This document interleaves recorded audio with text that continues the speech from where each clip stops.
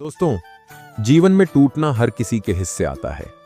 कभी रिश्तों से, कभी हालात से, तो कभी अपने ही सपनों से हम बिखर जाते हैं और उस क्षण में हमें लगता है कि अब सब खत्म हो गया, हम कमजोर हो गए। लेकिन सच तो यह है कि टूटना कमजोरी नहीं, बल्कि शक्ति बनने की पहली सीढ़ी है। आपने कभी ध्यान दिया होगा, श्री कृष्ण की सबसे प्रिय वस्तु कौन सी है? उनका मुरली वादन, वह बांसुरी, जिसके स्वर सुनकर पूरा ब्रज आनंद से भर उठता है। पर क्या वह बांसुरी कभी वैसी बनी थी? नहीं, वह तो पहले जंगल में खड़ा एक साधारण बांस था, घना, मोटा, अपनी ही जड़ों और पत्तों में उलझा हुआ। वह बांस सोचता था, मैं तो मजबूत हूं, कोई मुझे हिला भी नहीं सकता। लेकिन फिर आया टूटने का समय। किसी ने उसकी जड़ से काट दिया, उसके शरीर को खोखला कर दिया, भीतर की हर शक्ति, हर अभिमान निकाल दिया। वह रोया, बिखरा, अकेला पड़ा रहा। उसे लगा, अब मैं व्यर्थ हूं, मेरे जीवन का कोई अर्थ नहीं बचा। पर मित्रों, वही बांस जब खोखला हुआ, जब उसने अपना अंदर खाली किया, तभी वह बांसुरी बन सका। और तब श्री कृष्ण ने उसे अपने अधरों से लगाया। उसके खोखलेपन से, उसके टूटने से ऐसी धुन निकली कि राधा रानी तक मोहित हो गईं, गोपियां मंत्रमुग्ध हो गईं और पूरा वृंदावन प्रेम रस में डूब गया। याद रखिए, अगर बांस खोखला न होता तो कभी बांसुरी न बनता, अगर वह टूटा न होता तो कभी भगवान का प्रिय न बनता। ठीक वैसे ही जब जीवन हमें तोड़ता है, जब हालात हमें भीतर से खाली कर देते हैं, तो शायद उसी क्षण हम तैयार हो रहे होते हैं भगवान के हाथों की बांसुरी बनने के लिए। मित्रों, बांसुरी हमें यही सिखाती है कि खोखलापन हार नहीं है, यह समर्पण है। जब हम अपने भीतर का अहंकार, गुस्सा, स्वार्थ और मैं की भावना को खोखला कर देते हैं, तभी भगवान हमारे भीतर से मधुर संगीत निकालते हैं। क्या आपने कभी सोचा है, कृष्ण बांसुरी से प्रेम क्यों करते हैं? क्योंकि बांसुरी कभी विरोध नहीं करती, वह कभी अपनी आवाज नहीं निकालती, वह बस खाली रहती है। और कृष्ण जो चाहें वही स्वर उसमें से बहते हैं। इसीलिए बांसुरी बनना आसान नहीं है, इसके लिए भीतर से टूटना पड़ता है, खोखला होना पड़ता है। पर एक बार जब आप यह स्वीकार कर लेते हैं, तो फिर आपकी पहचान बदल जाती है। फिर आप साधारण मनुष्य नहीं रहते, भगवान का प्रिय साधन बन जाते हैं। तो मित्रों, अगर आज आप टूट रहे हैं, अगर जीवन आपको भीतर से खाली कर रहा है, तो निराश मत होइए। यही आपका निर्माण है, यही वह क्षण है जब आप भगवान की बांसुरी बनने की प्रक्रिया में हैं। एक बात हमेशा याद रखिए, टूटकर ही मोती सीप के अंदर जन्म लेता है, टूटकर ही बीज मिट्टी में अंकुर बनता है, और टूटकर ही साधारण बांस श्री कृष्ण की बांसुरी बनता है। तो आज से टूटने से डरना मत, टूटना अपनाओ, क्योंकि यही टूटना तुम्हें भगवान के और करीब ले जाएगा। वृंदावन की गलियों में एक साधारण सा कुम्हार रहता था। उसके आंगन में कतार से कई घड़े रखे थे। कुछ घड़े चमकते हुए सुंदर और मजबूत थे, लोग उन्हीं को खरीद कर ले जाते। पर उन सब के बीच एक टूटा हुआ घड़ा भी पड़ा रहता था।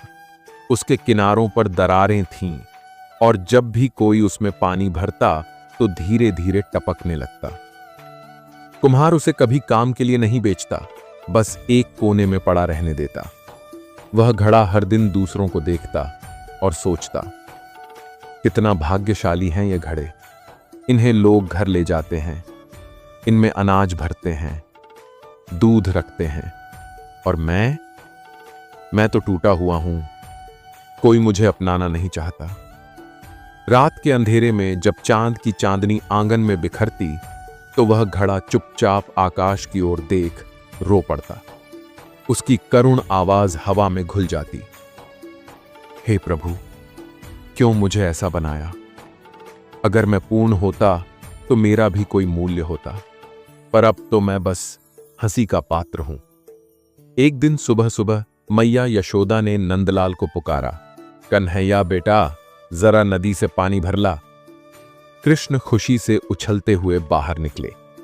आंगन में रखे घड़ों को देखा, कुछ नए, कुछ मजबूत और बड़े, पर उनकी नजर सीधे उसी टूटे हुए घड़े पर ठहर गई। कृष्ण मुस्कुराए और बोले, यही ठीक रहेगा। यह सुनकर बाकी घड़े आपस में फुसफुसाने लगे, प्रभु ने इसे क्यों चुना? ये तो टूटा हुआ है, पानी संभाल भी नहीं पाएगा। टूटा हुआ घड़ा भी हैरान था। वह कांपती आवाज में बोला, प्रभु, मैं तो बेकार हूं, आप मुझे क्यों ले जा रहे हैं? मुझसे तो पूरा पानी भी नहीं पहुंचेगा। कृष्ण बस मुस्कुराए और बोले, तू बस मेरे साथ चल, बाकी देखना।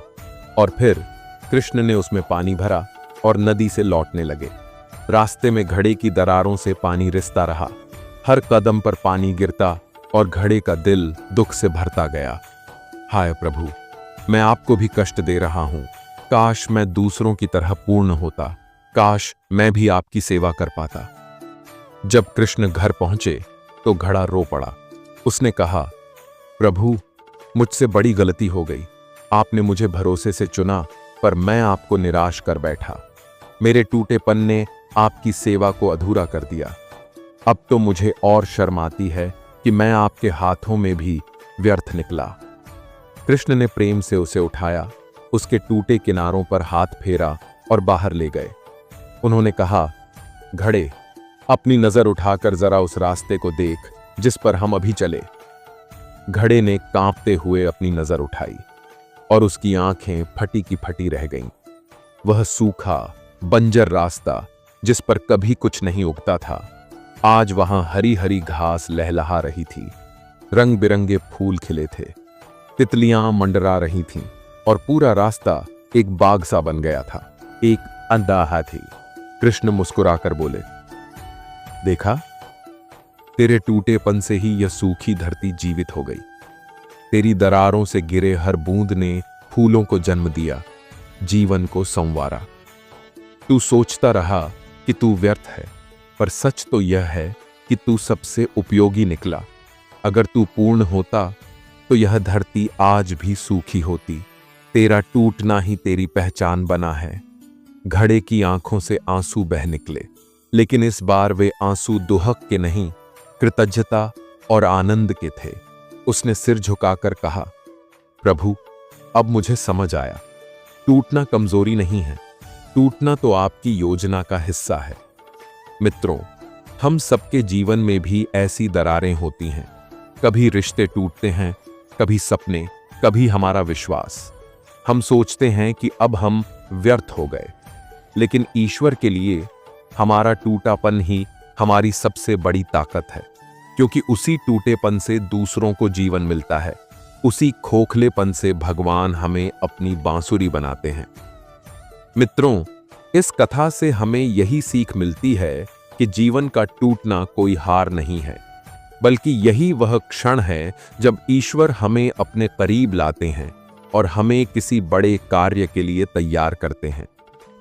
जैसे खोखली बांसुरी श्री कृष्ण की प्रिय बनी, वैसे ही हमारा टूटापन भी हमें भगवान का प्रिय बना सकता है। तो अगर यह कथा आपके दिल को छू गई हो तो अपने अनुभव और भावनाएं कमेंट में जरूर लिखें। और हां, अगर आप ऐसी ही गहन, प्रेरणादायी और आत्मा को झकझोर देने वाली कथाएं सुनना चाहते हैं तो चैनल वेदांत पुंज को सब्सक्राइब कीजिए। वीडियो को लाइक और शेयर करना मत भूलिए। हम फिर मिलेंगे एक नई आध्यात्मिक यात्रा पर। तब तक याद रखिए, टूटना कमजोरी नहीं है, यह ईश्वर की योजना है। हरि ओम।